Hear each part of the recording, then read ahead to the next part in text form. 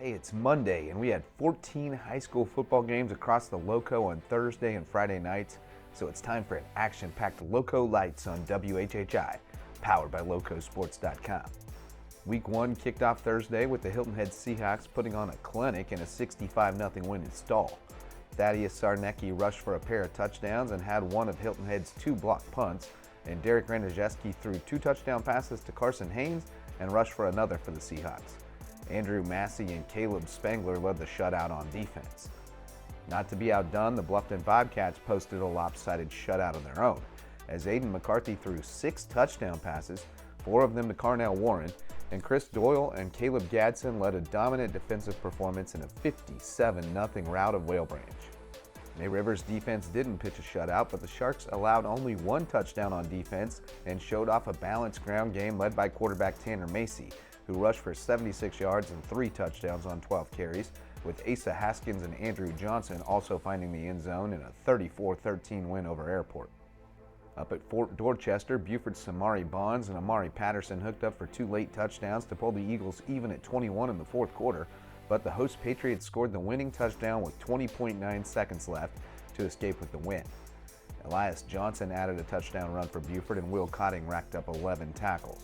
After giving up 63 points last week, Hilton Head Christian Academy's defense bounced back in a big way to stifle a Battery Creek offense with several dynamic playmakers, and Reed McCollum rushed for 122 yards and 2 touchdowns to go along with 156 passing yards in a 17-7 road win seen on Buford's own.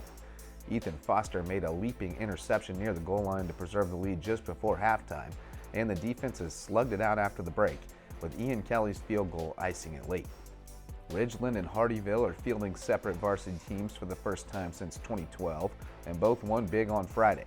Winston Smith piled up 237 yards from scrimmage and scored 3 TDs to lead the Jaguars to a 30-6 win over Eau Claire, while Lewis Gadson scored 3 TDs and Kamari Brown added 2 to power the Hurricanes to a 48-6 rout of Bethune-Bowman in their first varsity game in 12 years. It's going to be a party in Mr. Jarrett's second period class this week. At Thomas Hayward, Josh Gibson took 2 kickoffs to the house, and Donovan Robinson and Colton Young each notched a pick 6 as the Rebels' defense and special teams stole the show in a 41-32 win over Bethesda Academy. Tony O'Banner rushed for 97 yards and 2 TDs for the Rebels. And the streak is over in Sea Pines. After 1,080 days without tasting victory, Wyatt Harmer threw touchdown passes to Finian Rooney and Brody Hauscher to rally Hilton Head Prep from a 13-0 deficit, and Wyatt Butler took an interception back for a touchdown to lead the Dolphins to their first win since 2021, snapping a 25-game skid in Coach Doug McFadden's second game at the helm. Hampton County has reloaded.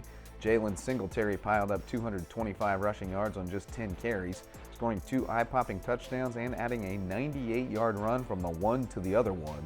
And Javen Risher added 117 yards and 2 touchdowns on the ground as the Hurricanes blew by Colleton County 41-20.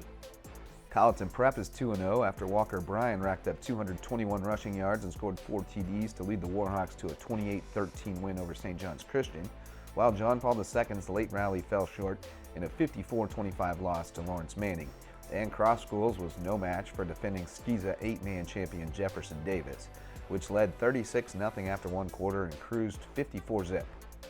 Perhaps the best story of Week 1, though, comes from Patrick Henry's 34-7 win over Academic Magnet, where the Patriots took the field for the opening kickoff with just 10 players.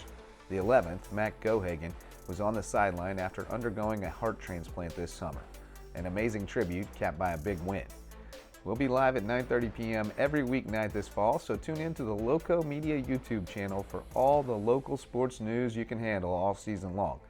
For Lowco Sports and WHHI, I'm Justin Jarrett. Until next time, go Lowco.